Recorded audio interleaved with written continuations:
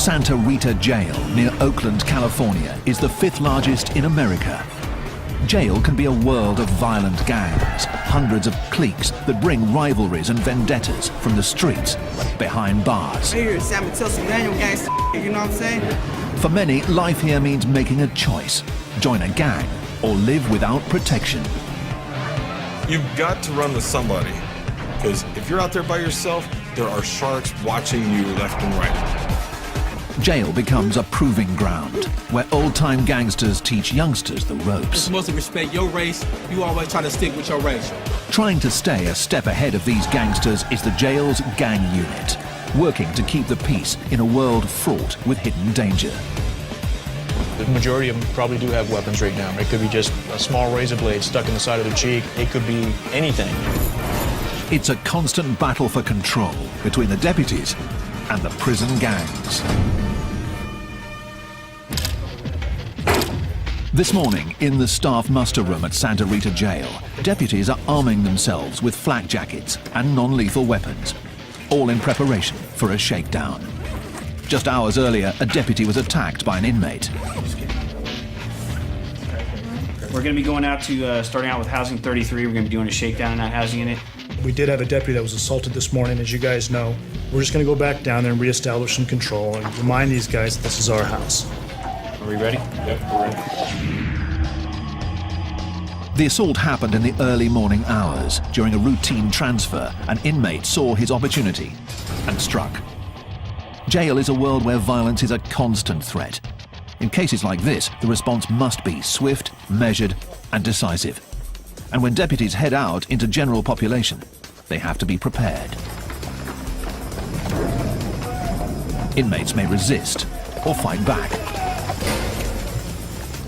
Each situation is different, and the jail must respond with the appropriate force and numbers. In the case of shakedowns, the element of surprise is key. East side, gentlemen, I need everybody on your feet. Do not go to your drawers. Get up, get dressed. Searches like these are a fixture of life here at Santa Rita Jail. But when a deputy is attacked, everything becomes more intense, and even the slightest show of defiance can get an inmate handcuffed.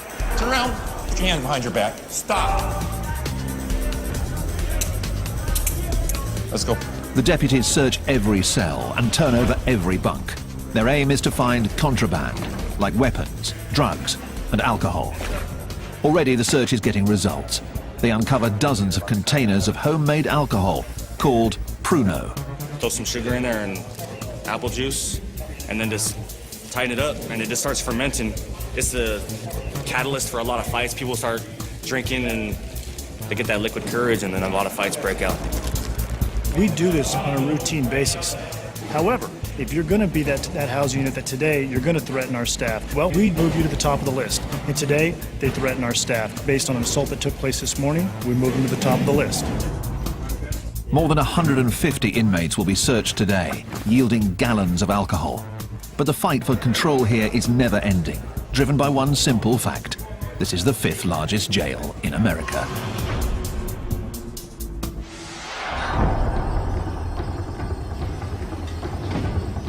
Alameda County's Santa Rita Jail near Oakland houses 4,000 inmates.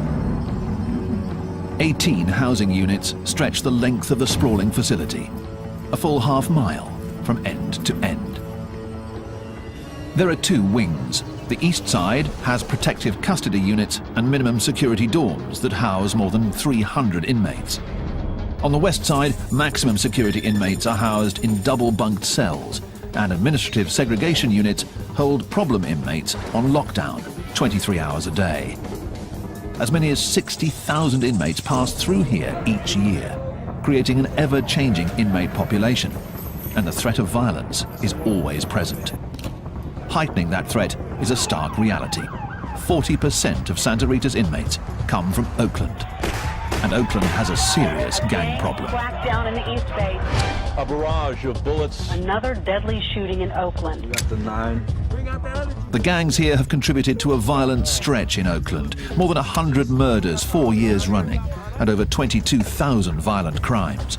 It all adds up to a steady stream of fresh arrests, headed straight to Santa Rita.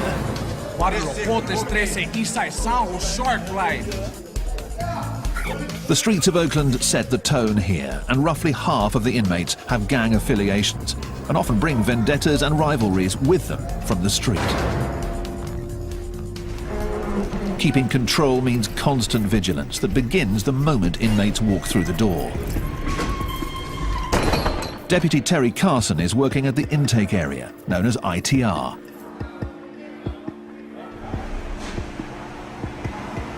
Have you been charged with any assaults on the police? No. Been charged with any assaults on other inmates? No.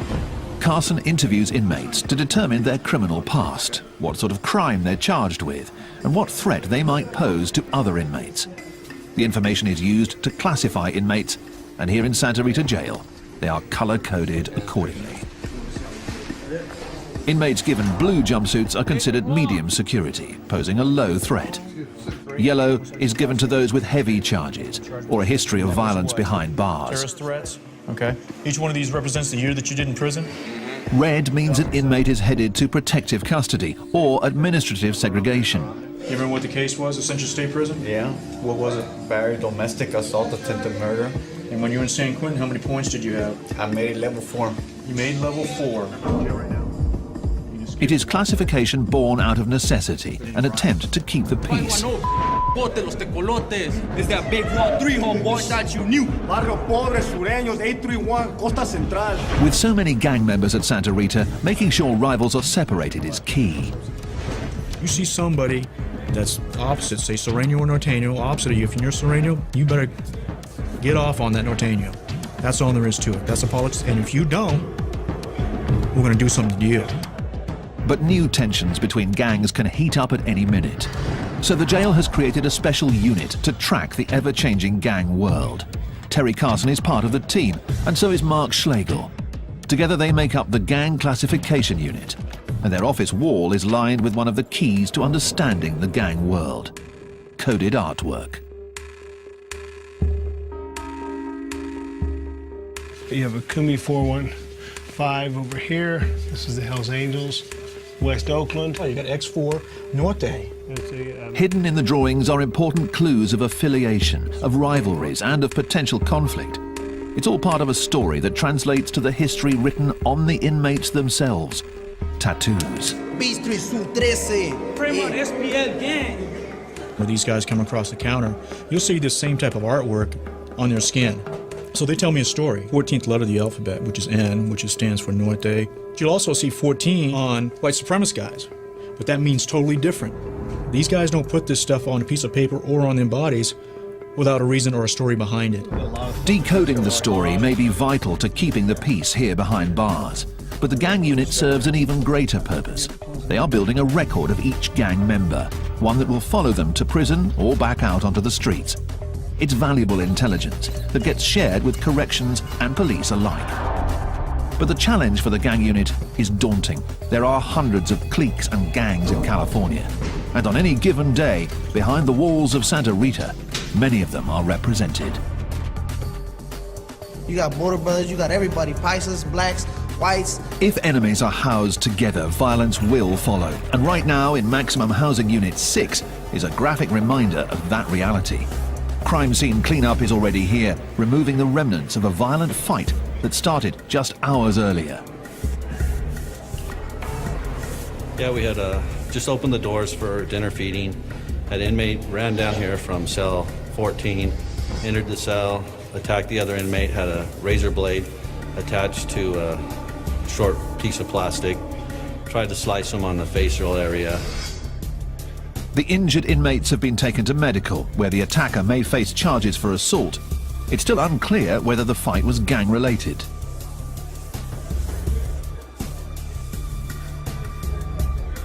Here's a tier, and here's like the bottom floor. And the cell block. I still don't get the dice though. The unit is under constant pressure to get it right, to decode thousands of pieces of intelligence and gang writings. It's blood, but it's blood. Four drops of blood. Yeah, but it's a 1 and a 3. Yeah. So that's could be Sereno. Could be read into anyway. The challenge: identify the new rivals and separate them before things get violent. Santa Rita Jail near Oakland in California is the 5th largest in America. It's populated by some of California's most violent street gangs. Here, managing 4,000 inmates is all about establishing control. It's 3 a.m. on Friday night, and C-Team is working its overnight shift. Roughly 60 arrests have come in tonight to be printed, tagged, and processed. Let's go. We're going to search you right here. Shoes and socks on this side of the blue line. My side of the blue line. Shoes and socks. Late in the shift, Deputy John White and the rest of the team are still on alert in an area where anything can happen. Let's go. Hands out in front of you. This is intake, transfer, and release, known as ITR, and it's where arrestees become inmates. We're real careful at this point. This is our most dangerous portion of ITR.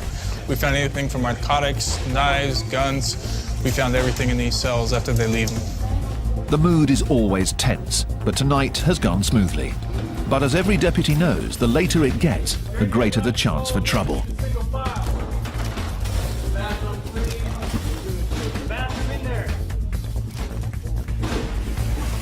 We're roughly 10 hours into our shift right now. Every minute, every second, you have to be attentive to all your surroundings.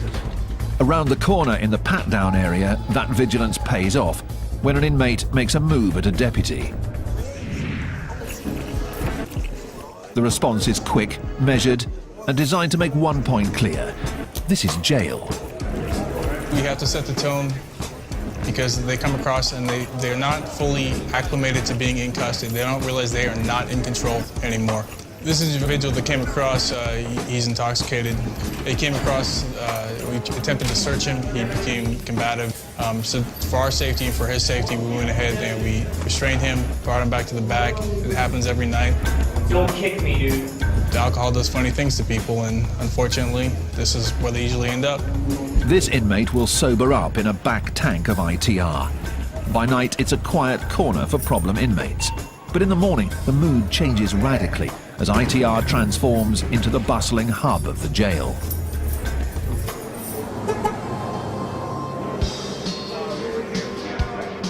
There are more than 30 tanks here, and on average, 400 inmates move through here each day. On busy days, that number goes as high as 600. Every inmate on their way to and from court, headed off to prison, being processed or released, comes through these halls. Gentlemen, make room. We'll be leaving shortly. Control is key here, but can prove difficult in an area where the deputies are outnumbered. You've got, anywhere from 8 to 12 people on a shift working down here, but at any given time you could be working with up to 300 inmates. It's 1:50. That means it's the last bus before count goes up. So let's get it done. Noise check it. With so many inmates to keep track of, on busy days the system backs up. That can create tension, especially in the larger tanks, known as the bullpen. Typically there are less than 20 detainees in here. When deputies fall behind, that number rises, and the bullpen heats up.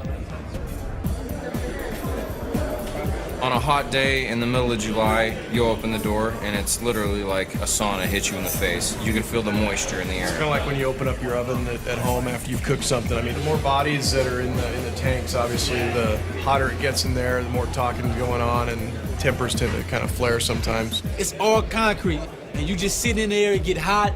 The vents stop blowing hot air. It's stinking. People farting and complaining, and next thing you know, somebody say something. There it go, boom. It's like fire to gasoline. That's all it takes, you feel me? Open holding tanks are used at jails across the country. With a mixture of inmates all on edge, the atmosphere is tense and flare-ups are imminent. Away from the deputy's view, fights can break out at any moment and escalate as other inmates within the tanks become involved. Stand by, gentlemen. I'll be right back. The ever-present threat of fights keeps the pressure on the ITR staff. Inmates can't avoid the bullpen, so it's vital that the deputies get them out or back to the cell houses fast. Does everybody know the rules? As the day comes to an end, Deputy Scott Brandon moves more than 60 inmates back to the units. Right shoulder, right wall, single file line. The second rule. Shut up. Please be quiet. With the inmates unshackled, there's one basic goal: keep them moving. You want to kind of keep them going in the same direction with a minimal amount of distraction.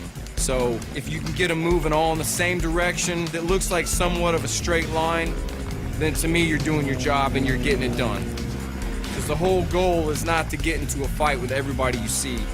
It can't run like that. And the long and short of it is these aren't children, these are grown men. So they're gonna act the way they're gonna act. For inmates, leaving ITR marks the end of a long day. But for those returning to cell houses like 34, the stress is just beginning.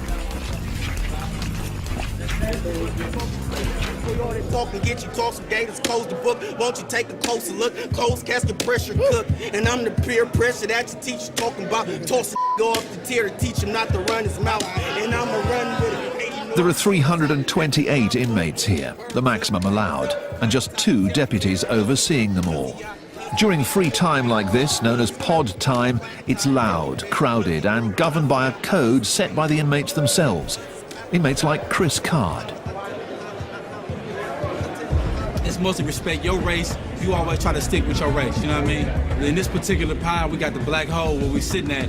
From this bunk on down, we try to keep it all African Americans. And toward the middle, the other diversities, they break up into different sects, you know what I mean? It's a separation that is stark and visible throughout the cell house, a racially divided world that inmates believe promotes the peace. Yet the racial divide here hides a more deep-seated separation. In this dorm, as with most cell houses here, the gangs are watching. Every table, every staircase, every phone is territory to be marked and held, much of it claimed by the dominant gang, the Norteños, who have their own bylaws and codes, rules followed by former gang members like Lucky. Everybody has a role, okay? It's like a body, you know? Like, everyone has a role in the gang. Everybody does. Because no matter if you're way up here or way down here, you're still contributing something. Say that there's a cell right here, okay? And this door opens 27 times a day. My job is to be in this cell and watch that door. And I jot down every time that door opened, okay? That's my job. I'm part of something. I am doing something. When you're in a gang, in a Norteño gang setting, it's by law you work out. If you don't, you will be disciplined and you'll be dealt with accordingly. That's the way it is. The gangs and codes here provide a structure, making it both a jail and a recruitment ground. Though inmates claim that segregation keeps the peace, fights do break out. And when this happens, it's each race and each gang for themselves. Me, my understanding, all my we gonna rock. If it go down, we gonna rock. Ain't no hands down, no question about nothing, man. If it kick off, man, we finna get on top of your helmet, man. Straight up, take no prisoners, cause you ain't about to, I'm not finna go home in no bag.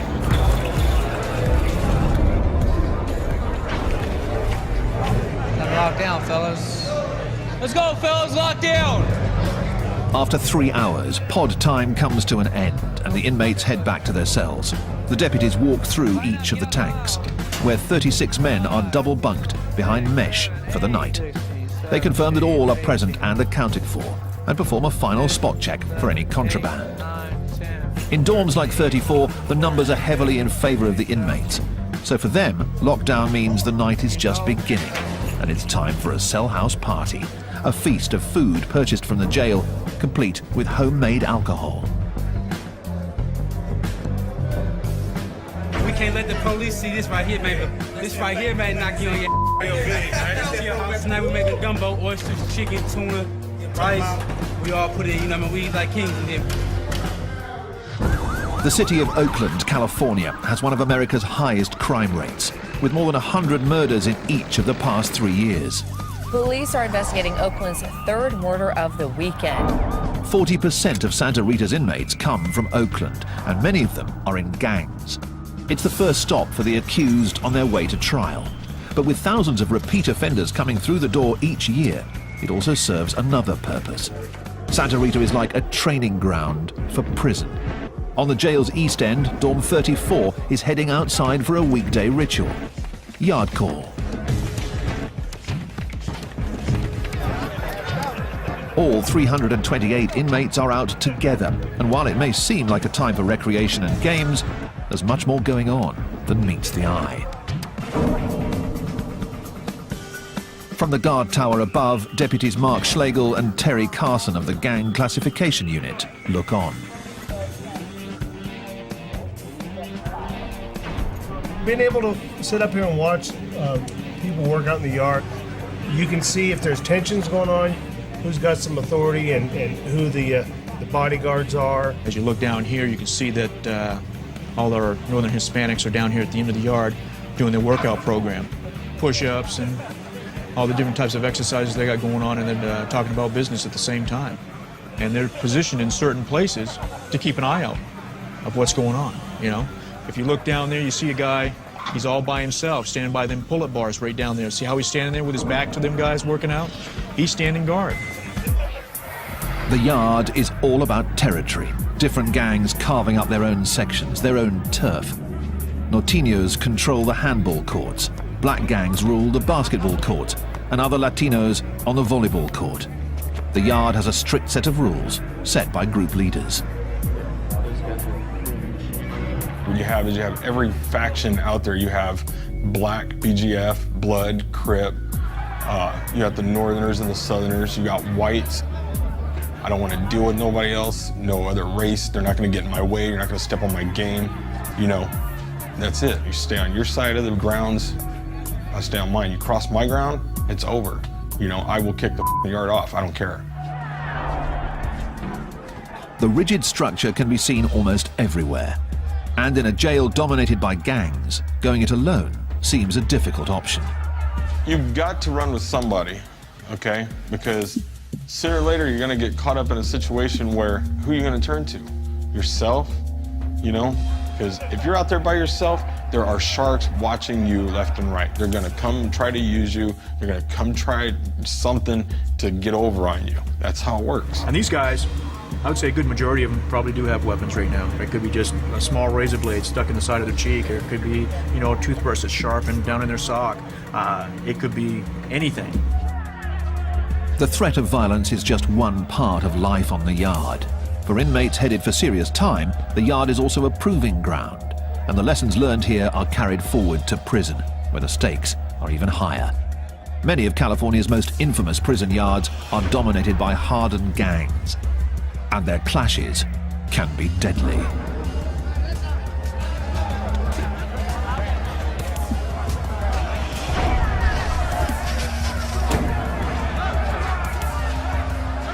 Even in this seemingly chaotic environment, the rules of engagement are strict and clear. Whoever's having the issues against each other, their channel or their shot caller will come and let you know, hey, back the up for a while, we're going to go get off. If you want to get involved, let us know. You have to know who's who over or who's helping who out to know when it's going to jump off. But you can pretty much tell. I mean, you'll see it. You'll see the grouping up. You'll see everybody getting in position, and then next you know, it's mayhem. This riot at California's Pelican Bay prison probably started after tensions built between rival gangs. The conflict lasted for more than half an hour as corrections officers tried to regain control. In the end, more than 20 inmates were injured. The threat is always there. You could walk past some guy and look at him just like, you know, the sun be in your eyes, and you look at him with your eyes like, you know, and then he'll run up on you. What the hell are you looking at? Nothing. Oh, I'm not nothing. See, and it could go just a domino effect of, you know, you're just saying the wrong things. The constant threat of violence has created a surprising shift. Gang members behind bars are turning their backs on gangster life.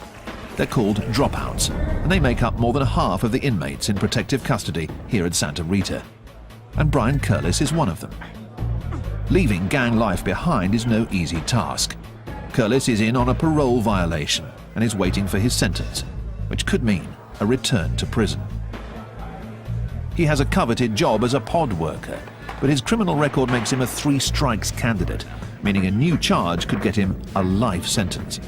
And as a former gang member, the aggressive mentality runs deep. It's like now I'm a worker here, and I tell people straight up, if you don't like the way I'm doing something, here's where I live. Come and see me at breakfast, you know? I don't have no problem with it. But at the same time, I don't want to get in a fight because I'm a three-strike candidate, you know? It's like, I don't know. Curlis is walking a fine line. One slip could land him behind bars for 25 years to life. Santa Rita Jail holds criminals from some of Oakland's most dangerous gangs. For gang members, cell houses and yards are a harsh training ground where the inmates are indoctrinated into the gang code. For the deputies, keeping the peace is a never-ending challenge that requires more than just watching over the inmates. It requires constant surveillance and vigilance. And today, in Dorm 32, deputies Carson and Schlegel of the gang unit are following up on some fresh intelligence. Time for pod time, pod time. Lower tier, stay off the carpet. Upper tier, stay off the stairs. Once all the doors are closed, I'll flash the lights. Again, this is pod time. Apparently about a week ago, from the information we're getting, they removed some of the guys that had a lot of say in this pod for the Northern Hispanics. They were taken out. And during that time, that kind of, you have a void there, so there's always going to be a little power struggle within the group to say who's going to step up and call the shots. In the rigid gang structure behind bars, the shot caller is the one in charge. He runs the dorm, decides who fights who, but he also keeps the peace. Without him, even more fights could break out. So the gang unit is trying to figure out who is stepping up next. Figuring that out can be tough in this constantly shifting environment. One of the things that they do as leaders is to help train everybody else that's coming in here, or make sure that people understand, you know, the structure in there. This is a county jail. When you're in the county jail, it's not like we're in prison where people are in there for years at a time. They're in for short periods of time, and so there's a lot of turnover and there's a lot of people coming and going. That constant turnover is one of the key challenges to keeping control here. Santa Rita sees nearly 60,000 inmates each year from all over Alameda County, so rivals from the street can easily end up housed next to each other, and that can spell trouble. Just as the jail is constantly looking to classify any incoming gang members, the gangs themselves have their own strict classification process. And just like the jail, it begins from the moment an inmate walks into a new cell house. When they come in, they have to check in, and when they check in, they have to give, from the time they started coming into custody, the first crime that they ever committed to up until now, they have to list each and every crime that they committed, where they went, where they stayed, what state prison they were in, who this cellie was, and all that stuff. So they have to have that track record there. It's like writing up their resume. These gang resumes are compiled on notes and are the key means of communication between the gang members. The writing on the note is tiny, called micro-writing, and some get moved throughout the facility and checked out for intelligence on new inmates. Information flows from one end of this facility to the other end of the facility on a daily basis. And the reason why it does that, in our central location, a point is, if they want to get information out, they can put it on laundry carts, they can put it on our food carts, and go back to our kitchen area, which our minimum inmates work. And if they want to get information for, say, Housing Unit 7, then the worker can go out there and put it onto a food cart or a laundry cart. It's an underground background check, a poll taken of the inmates in the jail to see whether a new arrival checks out and can be trusted. If a new gang member checks out, he assumes his role in the gang structure. If the information doesn't check out, the consequences can be severe. And over in the muster room for the maximum security side of the jail, a unit is gathering for an urgent mission. A deputy has intercepted a note that contains hints that there's a weapon in Housing Unit 7. And there's additional intelligence that an attack is in the works. One of the guys in B-Boy Pod is saying that they have a weapon, one RB constructed into a tomahawk. We're assuming RB is a razor blade. So that's kind of what we're going to be looking for. It could have been passed from B, obviously anywhere in the house. We're going to do A, B, and C pod as a search. In addition to rumors of a weapon in the dorm, the note lists the names of some norteños housed there. I have a list here, A, B, and C pod of some of the norteño known and just known affiliates. This dorm is the target for today's raid. Finding the weapon is the mission. It could be tucked in a book, could be anywhere. It could be a mattress that's sliced open, stuck in the foam, you know, anywhere. So we want to make sure we do a good job, especially with the northerner cells. We'll just go in, do our job, get it done. The team moves out to Housing Unit 7, where the inmates are already on lockdown. When the deputies arrive, the water is shut off to prevent anything from being flushed down the toilets. We're ready. Put on your shirts, step out. An operation like this relies on speed, getting all of the inmates out of their cells before they have a chance to destroy evidence. Pull your shirt down, pull your shirt down, pull your shirt down. Those who buck the system are immediately removed. Once out, the inmates are patted down and then placed in holding areas as the search begins. Every cell is turned over in a search for contraband, homemade alcohol, anything that's not allowed. But the real focus is a potential weapon. And over in C-Pod, one cell is receiving special attention. I found some information on the guy that's housed here, that he's good at making weapons. It's one of his specialties, I guess, that he called it. So this was my hopeful cell. I was hoping that it would be in here. Hopefully they didn't get rid of it. The deputy finds nothing. And throughout the rest of the cell house, the search yields contraband. This is a jail-made tattoo gun. But no weapons. Downstairs, they found more notes and more names. These show people that just arrived, it looks like, names and PFNs. It may just be the break the team's been looking for. A deputy takes the notes back to Carson and Schlegel of the Gang Classification Unit for inspection. This is from C-Pod. This was an F-Pod. Okay. The fresh intelligence demands immediate attention. This is kind of interesting. Look at that. Decoding the writing is a tedious job, but buried inside could be more important information about gang members, weapons, and even new hits. Okay, and we know this guy. It will take hours to pore over the micronotes. So back in Cell House 7, the search for the contraband continues, and the deputies have had a lucky break. One of the envelopes was addressed to a cell in F-Pod, cell 1. We understand there's a newer guy that's over there of the Norteño affiliation, so we're thinking that they may have something over there as well. The focus of the search narrows.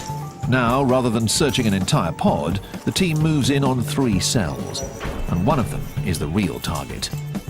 The inmates are quickly removed, and the deputies move in, checking mattresses, combing through books, but still no weapon.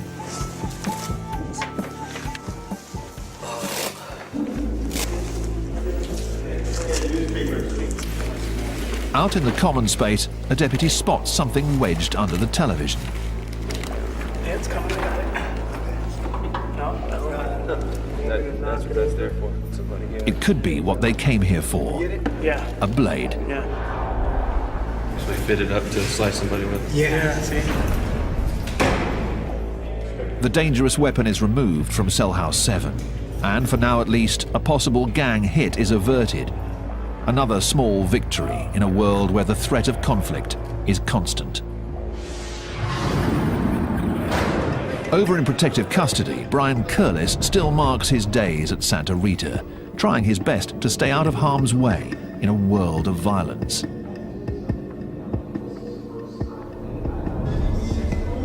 Curlis is on a parole violation, but has turned his back on gang life. It's a decision that makes him a constant target, even here in protective custody. I don't think you're any safer here than you are on the main line. At any time, anything you do, you sit at the wrong table, you use the wrong shower, it could get you hurt. Gang members despise dropouts. They are traitors of the highest order. That makes them targets wherever they go, especially behind bars, where gangs set the unofficial rules. While gang initiation is often violent, getting kicked out is even worse. It's called a removal, a quick but violent act where a gang member slices another in the face with a weapon. The slice leaves a permanent mark and lets other gang members know that the target is a dropout, what they call no good. I've seen people get their face sliced open, half their ear knocked off, all the way across. To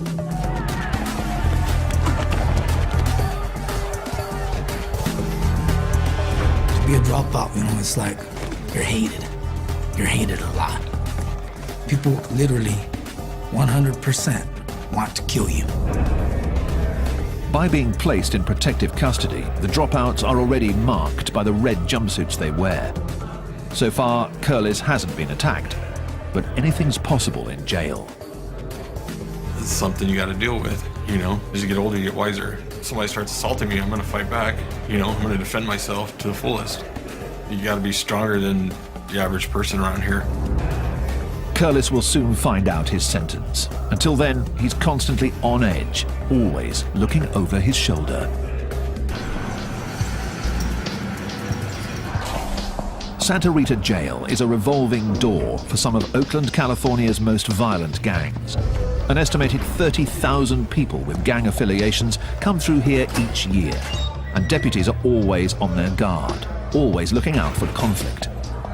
In intake, transfer and release, the day is just getting underway. A dozen deputies start their daily routine, moving 200 bodies through these halls. Gentlemen, we're gonna move down to the nurse. Remember our discussion. The quicker you guys do it, everybody cooperates, you get through fast. Terry Carson of Gang Classification is on his post at the front end of the system, screening the new intakes, trying to figure out whether they have gang affiliations and where to put them. Remember these street gangs? No. None? Any tattoos? No tattoos. Nothing. Nothing on your back? Nothing. The process of classification here is never-ending. It's a process designed to keep rival gangs separated and violence from breaking out. Despite their best efforts, clashes can happen at any time. Clashes that escalate as staff step in to break them up. Out on the maximum security wing, in Housing Unit 4, a deputy has been caught in the crossfire while breaking up a fight between 3 suspected gang members. The inmates are already on lockdown as an investigation is underway, and the pod is littered with the remnants of a brawl. The deputy on duty is still shaken after having a chair thrown at him. A search of the pod after the fight, all inmates were searched and jail-made weapons were located within the pod. It makes you think when you go running in there to protect these guys, if somebody's gonna stab you and or hurt you also. It could be a trap, you never know. In an isolation cell, the inmate who threw the chair is still being questioned. Threw a chair, threw a couple of chairs actually. To what? Protect yourself? Yeah. The door closed. The deputies suspect that the fight was between rival gangs vying for power in the cell house. Since a deputy was involved, the punishment is stiff. This inmate may face new charges and more time for assault.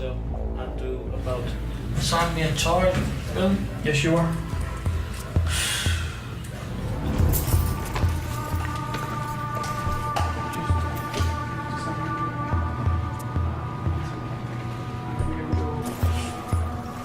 New charges are something that every inmate dreads. They can mean more time behind bars.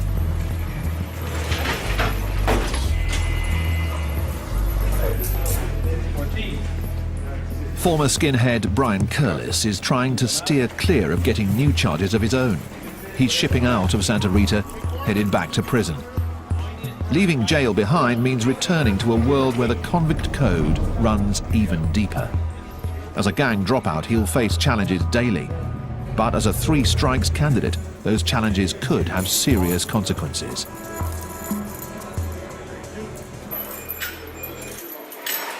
I have too much violence on my jacket to where if I even slap somebody in prison for mouthing off at me, I could do life, you know, but I'm a dropout right now. I've gotten out of it because what am I gonna do? I look back sometimes and I think to myself, man, I've screwed up. Never mind, hold on. I screwed my kids up going through this, and it's just crazy. you know? So.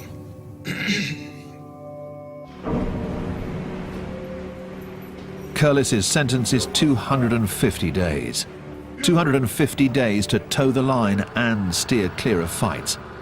If he fails, it could mean a life sentence. The prison bus leaves, signalling the end of another day. Back in the cell houses, the evening brings with it a familiar sight. Deputies have formed a squad and are making their way across the yard.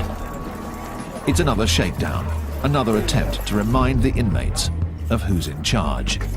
The battle for control between gang members and deputies never ends. Join cops patrolling the drunken states of America in a brand new look at US binge drinking next Thursday at 9. Stay tuned for Seconds from Disaster.